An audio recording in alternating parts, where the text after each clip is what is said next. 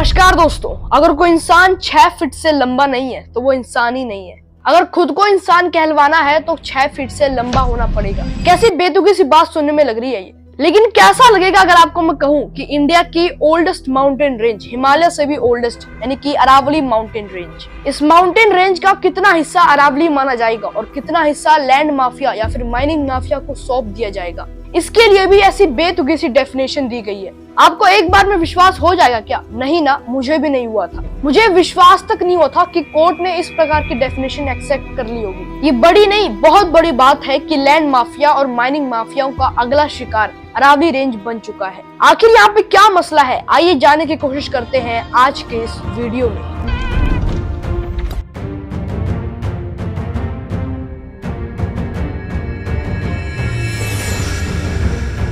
Aravalli range एक ancient mountain range है जो इंडिया के नॉर्थ वेस्टर्न हिस्से में मौजूद है। ये दुनिया की सबसे पुरानी पहाड़ियों में से एक है। एज वाइज देखा जाए तो हिमालयाज माउंटेन रेंज बच्चे हैं इसके सामने। ये रेंज मेनली इंडिया के 4 स्टेट से होकर गुजरती है। सबसे पहले गुजरात से शुरू होने के बाद राजस्थान में एंटर करती है, फिर हरियाणा में एंटर करती है और फिर दिल्ली में एंटर करने के बाद रायसेना हिल्स पर खत्म हो जाती है। गुजरात से दिल्ली तक की रेंज करीब 692 किलोमीटर लंबी है। अब प्रॉब्लम समझो, प्रॉब्लम क्या है। अब यहाँ पे दिक्कत यह है कि सुप्रीम कोर्ट ने अरावली माउंटेन रेंज के लिए एक नई डेफिनेशन एक्सेप्ट की है। इस डेफिनेशन के 2 पार्ट है, एक हॉरिजॉन्टल पार्ट और एक वर्टिकल पार्ट। वर्टिकल वाली डेफिनेशन ये कहती है कि अगर कोई पहाड़ी अपने आसपास की जमीन से 100 मीटर ऊंची ऊपर उठी हुई है तभी उसे अरावली माउंटेन रेंज में गिना जाएगा। यानी कि अगर कोई पहाड़ी 99 मीटर या फिर उससे कम है तो सॉरी भाई, उसे अरावली हिल नहीं माना जाएगा। और अगर अरावली हिल नहीं मानी जाएगी तो उसके ऊपर फॉरेस्ट कंजर्वेशन एक्ट नहीं होगा, और अगर फॉरेस्ट कंजर्वेशन एक्ट नहीं होगा तो प्रोटेक्शन बिल्कुल खत्म हो जाएगा। सिमिलरली हॉरिजॉन्टल पार्ट वाली डेफिनेशन ये कहती है कि अगर कोई पहाड़ी एक दूसरे से 500 मीटर की दूरी पर है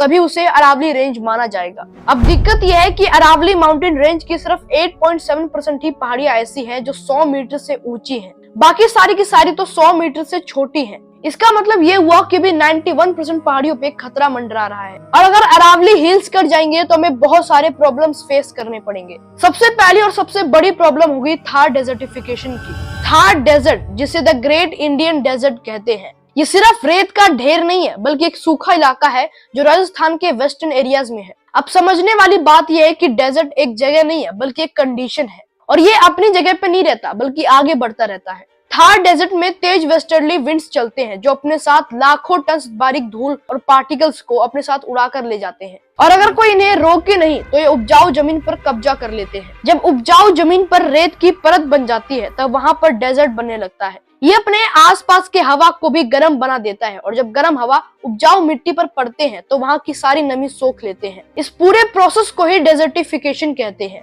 और अगर अरावली रेंज की 90% पहाड़ियां काट दी जाएंगी तो दिल्ली के आसपास के एरिया को आप डेजर्ट बनने से नहीं रोक सकते। और हमने इस एंगल से तो सोच लिया कि अगर अरावली रेंज नहीं होगा तो हम इंसानों का क्या होगा, लेकिन हमने कभी इस एंगल से नहीं सोचा कि अगर अरावली रेंज नहीं होगा तो वाइल्ड लाइफ का क्या होगा। अगर अरावली रेंज को काटा गया तो ना जाने कितने जानवर बेघर हो जाएंगे, और नतीजा ये हुआ कि हर एक जानवर अपने ही जंगल में अपने ही जगह कैद हो जाएगा। फिलहाल आज की इस वीडियो में बस इतना ही। अगर आपको वीडियो पसंद आया हो तो मैंने ऐसे ही मिस्ट्री ऑफ डीप सी के ऊपर भी एक वीडियो बनाया है जिसे आप यहाँ क्लिक करके जाकर देख सकते हैं।